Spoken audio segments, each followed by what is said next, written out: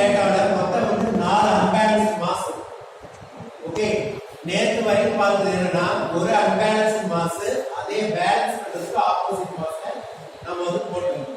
But here 4 unbalanced mass.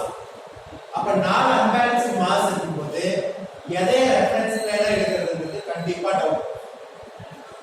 Okay, previous இதுல ஒரு unbalanced மாஸ்ங்கறனால அந்த மாஸ் மட்டும் ரெஃபரன்ஸ் பிளேனா, ஆனா இங்க அது மாதிரி ரெஃபரன்ஸ் பிளேன் எடுக்க முடியாது.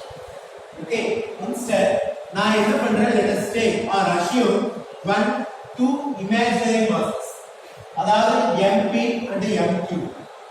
ஓகே, 4 மாஸ் பேலன்ஸ் பண்றதுக்கு 2 இமேஜினரி மாஸ் வேணும். ஓகே, so இதோட distance take mp as the reference plane. Here 4 undisturbed mass இருக்கனால எது ரெஃபரன்ஸ் பிளேன் எடுக்கிறதுன்னு எனக்கு தெரியாது. அதனால நான் என்ன பண்றேன், ஜஸ்ட் ஒரு 2 இமேஜினரி மாஸ் எடுக்கிறேன். So take mp as the reference plane. Okay, reference பிளேனுக்கு நல்லா கவனிச்சுக்க, ரெஃபரன்ஸ் பிளேனுக்கு லெஃப்ட் ஹேண்ட் சைடுல இருக்கிறது எல்லாமே நெகட்டிவ். டேய் மிஸ்டேக் ஆகாத. ரெஃபரன்ஸ் பிளேனுக்கு லெஃப்ட் ஹேண்ட் சைடுல இருக்கிறது எல்லாமே நெகட்டிவ், ரெஃபரன்ஸ் பிளேனுக்கு ரைட் ஹேண்ட் சைடுல இருக்கிறது எல்லாமே பாசிட்டிவ். ஓகே, ரெஃபரன்ஸ் பிளேனுக்கு லெஃப்ட் ஹேண்ட் சைடுல இருக்கிறது எல்லாமே நெகட்டிவ், ரெஃபரன்ஸ் பிளேனுக்கு ரைட் ஹேண்ட் சைடு எல்லாமே இருக்குது positive. Okay, here reference plane அப்படிங்கிறது m of p. Okay, therefore இந்த L1 அப்படிங்கிறது நெகட்டிவ். சரியா?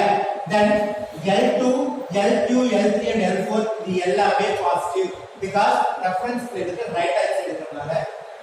ஓகே, now இதையே நாம என்ன பண்றோம்னா இது வந்து பொசிஷனாலிக் பிளேன்னு சொல்றோம். கொடுத்திருக்கிற mass along with the radius distance and their length from the reference plane. Okay, இது பேரு பொசிஷனாலிக் பிளேன்ஸ். இதே வந்து here your topic is balancing of rotating masses. Rotating masses தான் நீ பேலன்ஸ் பண்ணணும். Hence we need to draw the angular position of the planes. Okay, இதோட first diagram m1, நடுவுல mq, m2, m3, m4, mp, m4. Sorry, இங்க வந்து ஒரு டவுன்ல m1 க்கு m2 க்கு நடுவுல mp தான் வந்துருக்கு. ஓகே, एक्चुअली அது mp தான், mp மாதிரி. ஓகே, இது mp னு இது mq னு மாதிரிங்க. now listen, coming back. இப்ப क्वेश्चन வந்து இமேஜினரியோட டீட்டா கொடுத்துருவாங்க. ஓகே, இமேஜினரியோட மாஸோட அதாவது ரெஃபரன்ஸ் பிளேனா எடுத்துக்கிற அந்த டீட்டாவோட வேல்யூ கொடுத்துருப்பாங்க. ஆனா என்னென்ன கொடுத்துருப்பாங்க அப்படின்னா angular velocity, sorry, angular displacement between every two masses. கண்டிப்பா m1 க்கு m2 க்கு தீட்டா கொடுத்திருப்பாங்க. ஓகே, m2 க்கு m3 க்கு தீட்டாவோட வேல்யூ கிடைக்கும், m3 க்கு m4 க்கு தீட்டாவோட வேல்யூ கிடைக்கும். எதற்கு தீட்டா வந்து இருக்காது அப்படின்னா ரெண்டு மாஸ், இந்த இமேஜினரி மாஸோட ஆங்கிள் என்னன்னு தெரியாது, இந்த இமேஜினரி மாஸோட ரேடியஸ் என்னன்னு தெரியாது. சொல்றது புரியுதா? இந்த ரெண்டு இமேஜினரி மாஸும் மாஸோட வேல்யூ தெரியாது, ரேடியஸோட வேல்யூ தெரியாது, தீட்டாவோட வேல்யூ என்னன்னு தெரியாது. Okay, for that we need to construct one tabulation. நாம வந்து பேலன்சிங், for complete balancing அப்படினா நம்மளோட கான்செப்ட் வந்து டிசைன் பண்ணி இந்த மாதிரி பேலன்சிங் அப்படினா summation of force should be 0. Okay, அதே மாதிரி summation of m should be 0. this m represents coupled, this force f represents force. Okay, இது ரெண்டுமே பேலன்ஸ் ஆயிட்டா தான் நீ பண்ணிருக்க கம்ப்ளீட் பேலன்ஸ் ஆயிட்டா. ஓகே, நான் இது கப்பல் பண்ணல அந்த ஃபோர்ஸ் மட்டும் பண்ணிருக்கிற அப்படின்னு நீ சொன்னீங்கன்னா அது வந்து only or partially balance. சொல்றது புரியுதா? பேலன்சிங் அப்படின்னா ரெண்டு பேலன்ஸ் பண்ணணும்.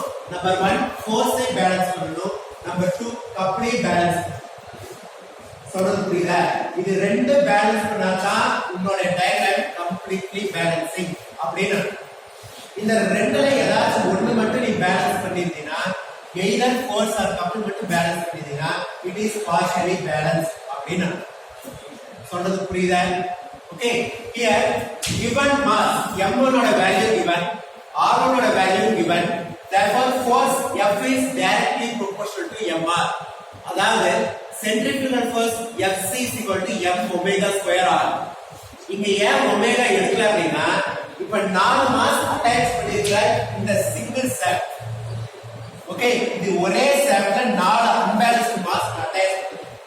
இதோட angular velocity of the shaft வந்து will be constant for all over the masses. Okay, the angular velocity of the shaft rotation will be constant for all the masses. Okay, hence omega is equal to constant. Okay, அதனால இங்க என்ன எடுத்தீங்கன்னா here f is equal to f into omega square r. Omega is constant. Instead இத நான் எப்படி எழுதலாம்னா f is directly proportional to mr எழுதலாமா? I mean right, f is directly proportional to mr, or otherwise f is equal to f into r. Yeah, omega எடுத்தனா omega is constant. There is the angular velocity of the shaft, it should be a constant. Okay, hence force is equal to f is equal to m into r. அதுதான் இங்க kg metre எழுதி. இந்த value into இந்த value, multiplication of these two is nothing but distance. Okay, then distance from the reference plane, அதாவது reference plane ஓட distance இங்கிருந்து first mass ஓட distance from the reference plane. Okay, from the reference plane L1 is in negative direction.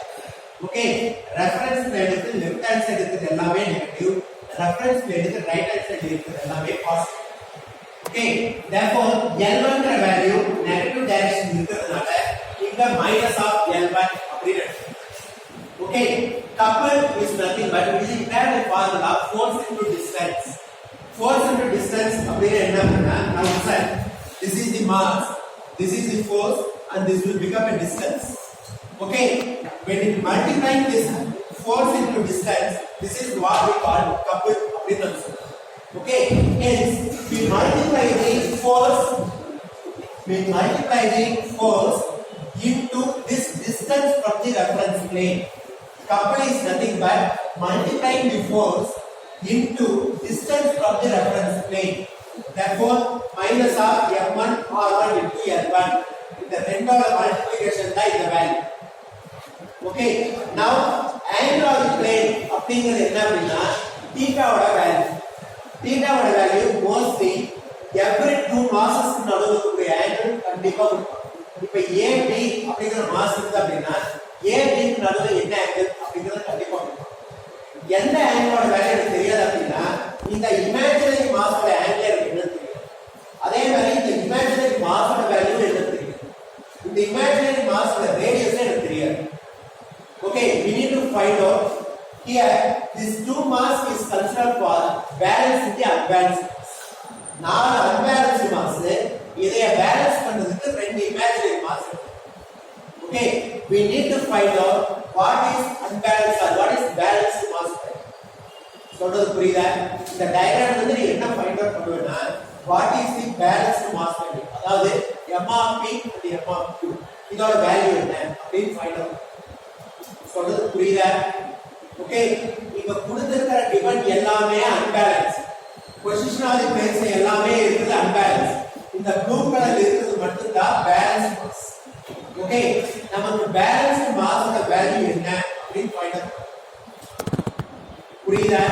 Okay, this imaginary mass value we need to find out என்ன ஆங்கிள்ல வச்சா இந்த mass வந்து balance ஆகும்.